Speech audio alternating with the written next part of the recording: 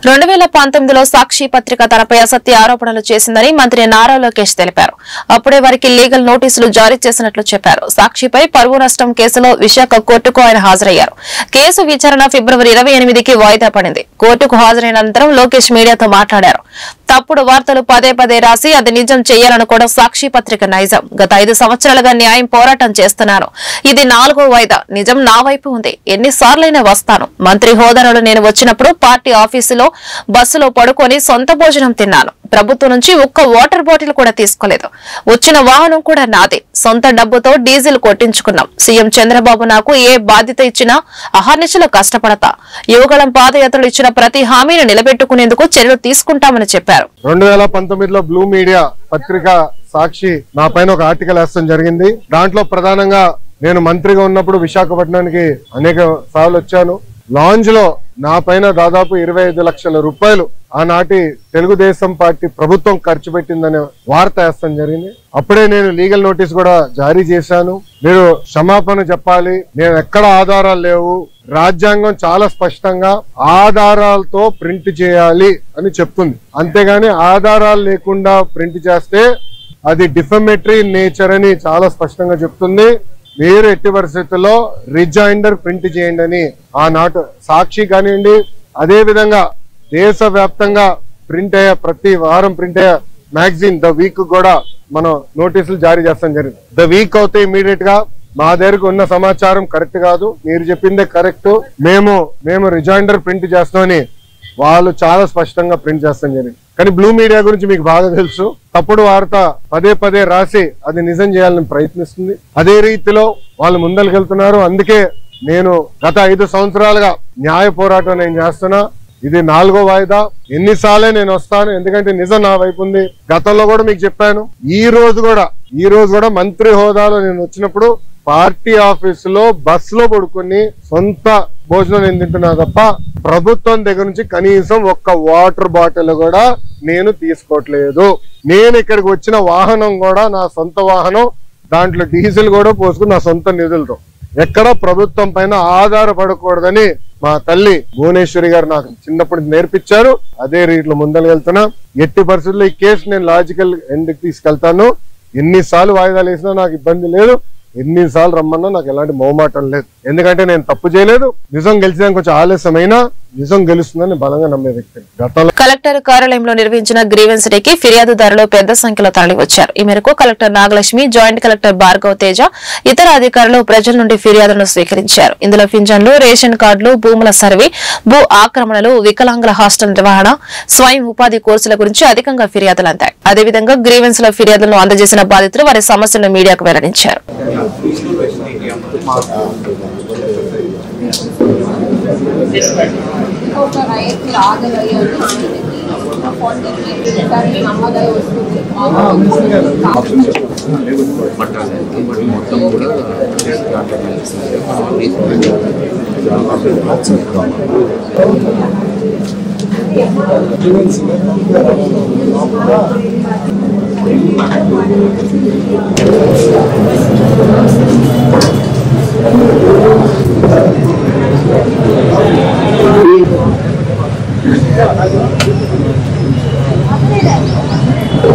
నరసింహారావు గారు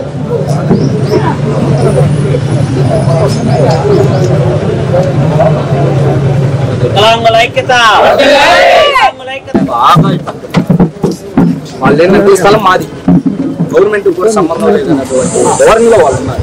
మీకు కొన్ని చూపిస్తా ఉన్నారు. మీకు తెలుసు అన్ని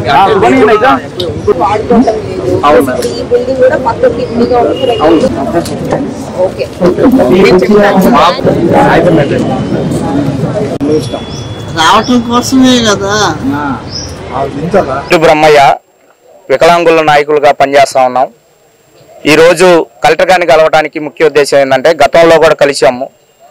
మాకు ఏదైతే గవర్నమెంట్ సంబంధించి హాస్టల్ ఉందో బృందావన గార్డెన్స్ 4వ లైన్లో, ఈరోజు ఆడే మేము చదువుకొని మ్యారేజ్ అయ్యి బయట ఉంటా ఉన్నాం. ఏదో కాయల వ్యాపారం ఇట్లాంటి చిన్న చిన్న వ్యాపారాలు చేసుకుంటా ఉన్నాం.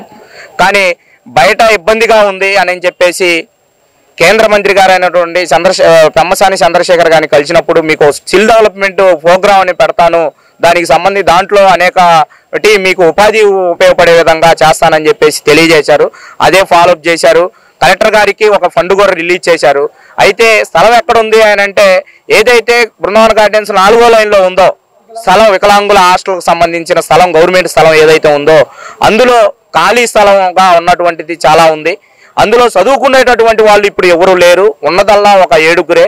అందులో ఆఫీస్ కూడా నడుస్తూ ఉంది, డిజేబుల్ సంబంధించిన ఆఫీస్ కూడా నడుస్తూ ఉంది. అయితే ఆ ఖాళీ స్థలంలో మేము ఉపాధి పెట్టుకోవడానికి కేటాయించమని చెప్పాము. ఆల్రెడీ ఎంక్వైరీ జరిగింది, కానీ అక్కడ మా తాతకు మా భూమి, మా తాతకు మా నాన్న ఒక్కడే, మేము ఎవరికి అమ్మలేదు. అమ్మకపోతే మా మీద అచ్చాలు పెట్టి వాళ్ళు క్యాష్ పెట్టించుకొని అవతలు పేర్లు చుక్కా కోటేసు, చుక్కా కుమారి, జానికి ఎంత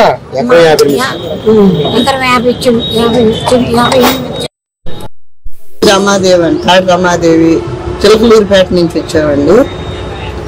మా సమస్య ఏంటంటే అది గవర్నమెంట్ హాస్పిటల్కి బోర్డుకి అప్లికేషన్ పెట్టుకున్నామండి. పెట్టుకుంటే పిలిచారు, 1500 చలానా కట్టుకొని పిలిస్తే వెళ్ళామండి. వెళ్తే చూసి నాట్ ఎలిజిబిలిటీ అని రాశారండి. 15,000 పెన్షన్ రావాల్సింది, నాట్ ఎలిజిబిలిటీ అని రాశారు. ఆ సర్టిఫికేట్ పట్టుకొని కలెక్టర్ ఆఫీస్కి వచ్చామండి. ఎట్లా జరిగింది ఇది కరెంట్ షాక్ తో మేడం మీద పైన బట్టలు ఆరేస్తుంటే పెద్ద లైన్ ఉందండి. జిల్లా పోలీస్ కార్యాలయంలో నిర్వహించిన గ్రీవెన్స్ డేకి విశేష స్పందన లభించింది. ఈ మేరకు జిల్లా ఎస్పీ సతీష్ కుమార్ బాధితుల నుంచి వినతులను స్వీకరించారు. ఇందులో వ్యక్తిగత, కుటుంబ, ఆస్తి వివాదాలు, ఆర్థిక పరమైన లావాదేవీలు, మహిళల రక్షణ కోరుతూ అధికంగా ఫిర్యాదులు అందాయి. బాధితుల నుంచి వినతులను స్వీకరించిన ఎస్పీ తక్షణమే పరిష్కారం చేయాలని సంబంధిత పోలీస్ స్టేషన్లకు ఆదేశాలు జారీ చేశారు.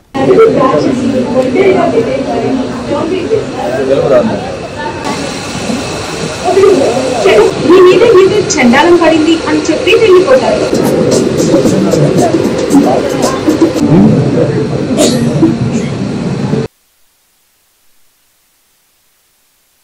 కబ్జా చేస్తారు. నార్మల్గా అయితే మాది పల్లెటూరు అండి, పక్కన మంగళగిరి, పక్కన బ్యాక్పూడి. మేము పొలం పనులు చేసుకునేవాడు. మా అత్తగారు, మా మామగారు 1 సెంటు స్థలాన్ని కొన్నారు సార్. ఆ స్థలం ఏం చేశారంటే వైసీపీ తరఫున అప్పుడు పాములపాటి శివారెడ్డి అని ఆర్పీ గారి అనుచరుడు అని ఒక అతను ఉన్నాడండి. అతను మా ఆడపడుచు జంపల్ లోకేష్, ఇంకా మా ఆడపడుచు అల్లుళ్ళు, కూతుళ్ళు, వీళ్ళని అడ్డం పెట్టుకొని శివారెడ్డి అనే అతను స్థలాన్ని కబ్జా చేశాడండి, పడేశాడండి. ఇలా ఫేక్ డాక్యుమెంట్లు పెట్టారండి, దాన్ని సృష్టించారు. ఒక డాక్యుమెంట్ ఒకటి సృష్టించి పడేస్తుంటే మత్తగారు వెళ్ళారండి. మత్తగారు వెళ్ళి అడుగుతుంటే మత్తగారిని కొట్టారండి. కొడుతుంటే మనిషిని ఎవరైనా సరే అడ్డం వెళ్తాం కదండి. మత్తగారికి అడ్డం వెళ్ళాం మా ఆయన, నేను వెళ్ళానని నన్ను ఇలా కొట్టారండి. ఇలా జరిగింది సార్. అది అప్పటి నుంచి స్థలం ఉందా?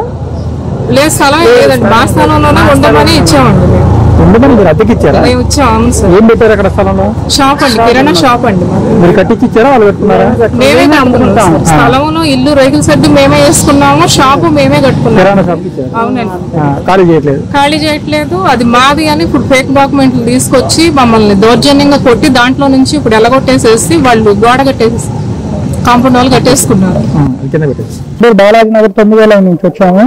నరసింహరావు అనే నా మిత్రుడు నాకు చీటీ డబ్బులు కడతానని నన్ను ఫోన్ చేసి రమ్మని పిలవగా నేను మనీ హోటల్ సెంటర్లో నుంచి రాజీవ్ కరకాల దగ్గరికి వెళ్ళాను. అతను ఫోన్ మాట్లాడుకుంటున్నట్టు ఉండి నన్ను వెనక నుంచి రాయితో పెట్టాడు. తర్వాత కత్తి తీసుకుని పొడిచాడు. నా చేతి మీద, ఎడం చేతి నా చేతి మీద, ఛాతీ గుండెల మీద పొడిచాడు. అది ఇద్దరి మధ్య ఎటువంటి ఘర్షణ, ఎటువంటి ఇది లేదు. అంతకుముందు కూడా ఎటువంటి వాదనలు లేవు. చిన్న పిలిచి ఫ్రెండ్స్మే నమ్మకంగా పిలిచి డబ్బులు ఇవ్వాల్సిన ఇది మనసులో పెట్టుకొని నన్ను ఇచ్చేద్దామని పిలుస్తాడు. సిపిఎం రాష్ట్ర మహాసభల నేపథ్యంలో ఈ నెల 30, 31 తేదీల్లో రాజధాని నిర్మాణం, రాష్ట్ర అభివృద్ధి యాత్ర నిర్వహిస్తున్నట్లు సిపిఎం గుంటూరు జిల్లా కార్యదర్శి వై నేతాజీ వెల్లడించారు. ఫిబ్రవరి 1 నుంచి 3 వరకు నెల్లూరులో సిపిఎం రాష్ట్ర మహాసభలు జరుగుతాయని, ఈ నేపథ్యంలో తాడేపల్లి నుంచి నెల్లూరుకు జాతర నిర్వహించబోతున్నట్లు తెలిపారు. బ్రాడేపేట సిపిఎం కార్యాలయంలో సోమవారం రాష్ట్ర మహాసభల పోస్టర్లను ఆవిష్కరించారు.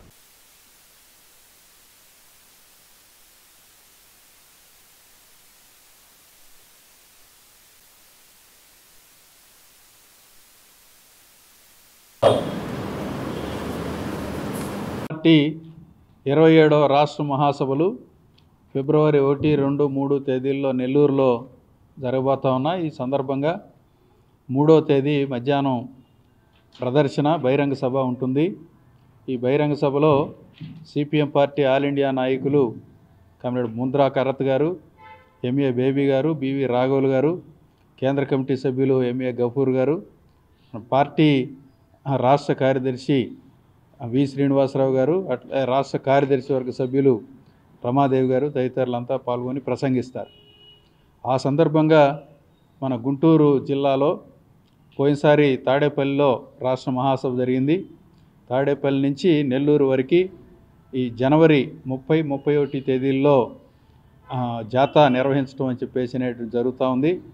అది తాడేపల్లిలో 30వ తేదీ ఉదయం 9 గంటలకు ప్రారంభమయ్యి తర్వాత మంగళగిరి, తుళ్ళూరు, తాడికొండ, పెదకాకాని నుంచి ఆ రోజు సాయంత్రానికి గుంటూరు చేరుకుంటుంది. 31వ తేదీ ఉదయం నారాకోడూరు, తెనాలి, పొన్నూరు మీదుగా బాపట్ల వెళుతుంది. అక్కడి నుంచి నెల్లూరు వెళ్తుంది. ఈ మహాసభ సందర్భంగా జరిగే ఈ జాతాకి రాజధాని నిర్మాణం రాష్ట్ర అభివృద్ధి జాతా అని చెప్పేసి పేరు పెట్టడం జరిగింది. రాజధాని గురించి మనందరికీ తెలుసు.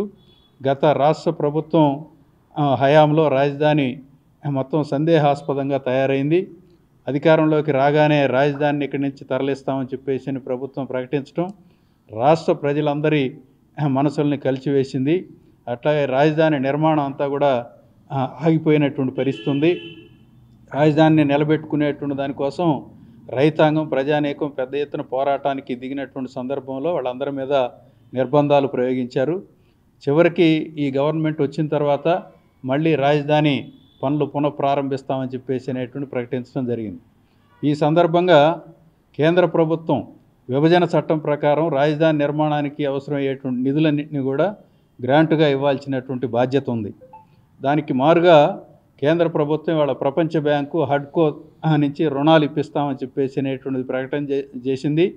అట్లా ప్రపంచ బ్యాంకు రుణం కోసం కసరత్తు ఇవన్నీ జరుగుతున్నటువంటి మనం దుగ్గిరాల తెలుగుదేశం పార్టీ కార్యాలయం నందు రాష్ట్ర ఐటీ విద్యాశాఖ మంత్రి నారా లోకేష్ ఎన్నికల ముందు చేపట్టిన యువగలం పాదయాత్ర చేపట్టి 2 సంవత్సరాలు పూర్తయిన సందర్భంగా సోమవారం వేడుకలు నిర్వహించారు. ఈ సందర్భంగా కేక్ ను కట్ చేస్తారు. మండల పార్టీ అధ్యక్షులు కేశంనేని శ్రీ అనిత ఆధ్వర్యంలో జరిగిన కార్యక్రమంలో ఎంపీపీ షేక్ జిబిన్, మాజీ ఎంపీపీ వెనిగళ్ల శ్రీకృష్ణ ప్రసాద్, మండల తెలుగు యువత అధ్యక్షులు దేవరపల్లి చంటి, గరిక శ్రీనివాసరావు, పర్వతనేని హర్ష, పులివర్తి రమేష్ తదితరులు పాల్గొన్నారు.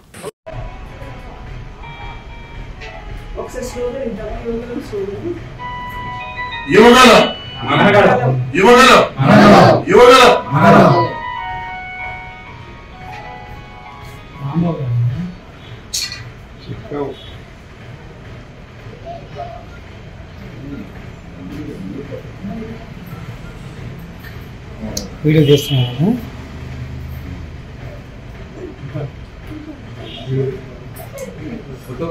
ఇంకోటి తీస్తున్నాండి.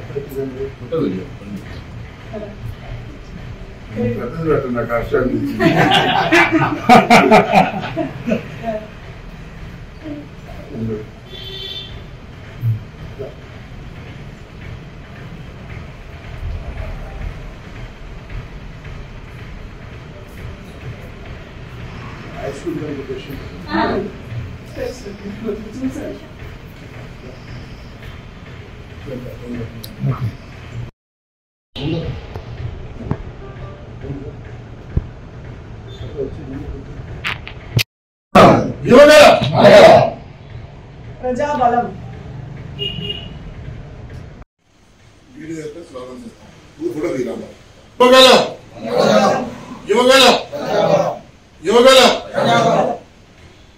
ఈరోజు నారా లోకేష్ గారి యువగలం పాదయాత్ర 2 సంవత్సరాలు పూర్తయిన సందర్భంగా తెలుగుదేశం మండల పార్టీ కార్యాలయంలో నాయకులు, కార్యకర్తలు, అభిమానుల సమక్షంలో కేక్ కట్ చేసుకుని సెలబ్రేట్ చేసుకోవడం జరిగింది. మనకి తెలుసు 2019 నుంచి 2024 వరకు ఒక అంధకారంలో ఆంధ్రప్రదేశ్ ఉండిపోయింది. అనేక అబద్ధపు హామీలు ఇచ్చి అధికారంలోకి వచ్చినాక ఉద్యోగస్తులనైతేనేంటి, రైతులనైతేనేంటి, ఎస్సీ బీసీలని లేకుండా, మైనార్టీలను లేకుండా అందరినీ ఇబ్బంది పెట్టి కక్ష సాధింపు చర్యల కోసమే అధికారంలోకి వచ్చినట్టు గత ముఖ్యమంత్రి పాలకులు వ్యవహరించిన తీరు మనందరికీ తెలుసు. పీడిత ఆంధ్రప్రదేశ్ నుంచి స్వర్ణాంధ్రప్రదేశ్గా, హరితాంధ్రప్రదేశ్గా రూపుదిద్దుకోవడానికి ముఖ్యంగా యువతలో ఉత్సాహాన్ని నింపి రాష్ట్రంలో సమస్యలన్నిటినీ పరిష్కారంగా ప్రజా వేదికగా యువగలం పాదయాత్ర 2023 జనవరి 27వ తారీఖున నారా లోకేష్ గారు ప్రారంభించడం మొదలుపెట్టారు. అప్పుడు మనకు తెలుసు జీవో నెంబర్ 1 తెచ్చి ఆయన పాదయాత్ర కొనసాగించకుండా ఎన్నో అవమానాలు గురి చేసి చివరికి చంద్రబాబు నాయుడు గారిని 53 రోజులు రాజమండ్రి సెంట్రల్ జైల్లో అబద్ధపు కేసులు పెట్టి ఆయన అరెస్టు చేసినప్పుడు రాష్ట్రం అంతటిని నాయకులందరినీ ఏకతాటిపై తీసుకొచ్చి ఈరోజు రాష్ట్రంలో ఉమ్మడి ప్రభుత్వం అధికారంలో తీసుకొచ్చే విధంగా కృషి చేసిన మా ఎమ్మెల్యే ఐటీ విద్యాశాఖ మంత్రి వర్యులైన నారా లోకేష్ గారికి ప్రత్యేక అభినందనలు తెలుపుతూ దుగ్గిరాల మండలం తరపున ఆయనకి కృతజ్ఞతలు తెలుపుతున్నాము. అదేవిధంగా ఈరోజు ల్యాండ్ టైటిలింగ్ యాక్ట్ రద్దు చేయడమే కాదు, స్వర్ణకారులకి కార్పొరేషన్ ఏర్పాటు చేశారు, నేతన్నలకి బీమా సౌకర్యం కల్పించారు. రైతన్నలకి అండగా నిలబడుతున్న ప్రభుత్వం ఏదైనా అంటే మన ప్రభుత్వమే. ప్రజలందరూ, ఆంధ్ర రాష్ట్ర ప్రజలందరూ యువతకి ఆదర్శంగా నిలిచిన మా జనహృదయ నేత అయిన నారా లోకేష్ గారికి శుభాభినందనలు తెలుపుతున్నాము. మన ఐటీ శాఖ మంత్రి శ్రీ నారా లోకేష్ గారు యువగలం పాదయాత్ర మొదలుపెట్టి ఈ రోజుకి 2 సంవత్సరాలు. విజ్ఞాన్స్ యూనివర్సిటీలో చిన్నారుల కోసం మొట్టమొదటిసారిగా జనవరి 31 నుంచి 2 రోజుల పాటు నిర్వహించే రాష్ట్ర స్థాయి బాల మహోత్సవ కార్యక్రమాన్ని జయప్రదం చేయాలని విజ్ఞాన్స్ విద్యా సంస్థల వైస్ చైర్మన్ లావు శ్రీకృష్ణదేవరాయలు పిలుపునిచ్చారు. చేబ్రోలు మండలం వడ్లమూడి విజ్ఞాన్స్ యూనివర్సిటీలో రాష్ట్ర స్థాయిలో నిర్వహించే చిన్నారుల పండుగ విజ్ఞాన బాల మహోత్సవ్ 2K25 పోస్టులను ఇప్పటికే విజ్ఞాన విద్యా సంస్థల చైర్మన్ డాక్టర్ లావు రత్తయ్య ఆవిష్కరించారని పేర్కొన్నారు. ఈ సందర్భంగా విజ్ఞాన్స్ విద్యా సంస్థల వైస్ చైర్మన్ లావు శ్రీకృష్ణదేవరాయలు మాట్లాడుతూ 6వ తరగతి నుండి 10వ తరగతి లోపు అన్ని ప్రభుత్వ, ప్రైవేటు స్కూల్ విద్యార్థులు ఈ వేడుకల్లో పాల్గొనవచ్చని తెలియజేశారు. వార్తను ముగించే ముందు ముఖ్యాంశాలు మరొకసారి. ప్రభుత్వ పథకాలు, ప్రజల అభిప్రాయాలపై సీఎం చంద్రబాబు సమీక్ష. ప్రజలే ఫస్ట్ అనే విధానంతో అధికారులు పనిచేయాలని ముఖ్యమంత్రి ఆదేశం.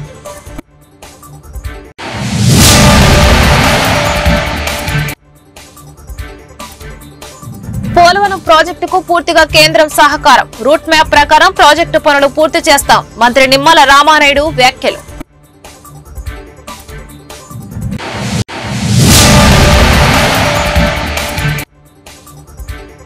భూముల రిజిస్ట్రేషన్ విలువను పెంచిన రాష్ట్ర ప్రభుత్వం. గ్రోత్ కారిడార్లలో రిజిస్ట్రేషన్ విలువ పెంచినట్టు మంత్రి అనగాని వెల్లడి.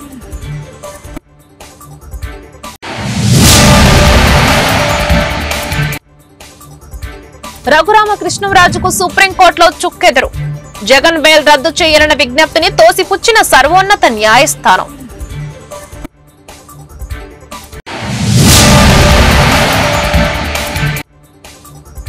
బీసీ మంత్రులకు గుంటూరులో అభినందన సత్కారం. ఆర్థికంగా, రాజకీయంగా వెనుకబడిన వర్గాలు బలోపేతం కావాలని మంత్రుల పిలుపు. ఈ వార్తలు ఇంతటితో సమాప్తం. నమస్కారం.